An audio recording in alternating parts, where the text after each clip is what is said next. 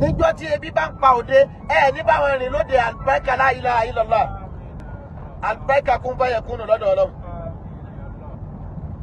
Ọ̀dà bẹ́ẹ̀ nílò di àìwọlé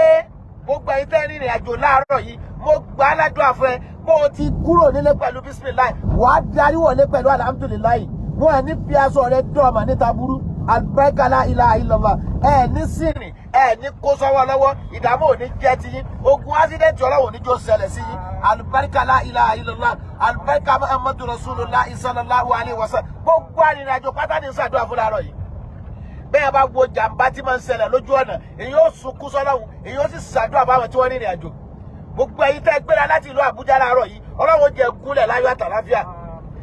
ní sìnrìn jàǹbá mọ́tò ní ṣẹlẹ̀ sí yín. Gbogbo ẹ̀yin tẹ́ gbéra láti ìlú Èkó ẹ̀yin tá a mọ̀ ní Ọlọ́run ó bá fi sọ ẹ̀sọ́ yín àlùbáríkà la ilaha illallah ẹ̀yin tẹ́ gbéra láti ìlú Ògbómọ̀ṣọ́ ẹ̀yin tẹ́ gbéra láti Port Harcourt ẹ̀yin tẹ́ gbéra láti Ondo State ẹ̀yin tẹ́ gbéra láti Kaduna ẹ̀yin tẹ́ gbéra láti Jos ẹ̀yin tẹ́ gbéra láti Minna gbogbo ìlúkìlú tó ń kálukú yìí ti gbéra láàárọ̀ yìí mo gbà á ládùúrà fún gbogbo òwò tó rí fídíò mi láàárọ̀ yìí tó jẹ́ arìnrìn àjò Ọlọ́run ó bá fi sọ ẹ̀sọ́ yín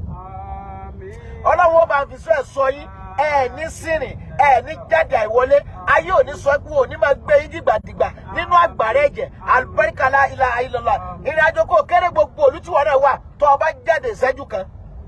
tó jáde ìṣẹ́jú méjì wàláhì ìrìn àjò kò kéré kò síbi tí ò lè ti lè ṣe kò ń gé àgbákò gbogbo àwọn náà táwọn náà jáde táwọn nílùú wa táwọn náà jáde pé akàfẹ́ jáde abẹ́ lọ́ra àkànni Ọlọ́run wọlé ànábì wa mọ̀jà ṣe dédé àgbákò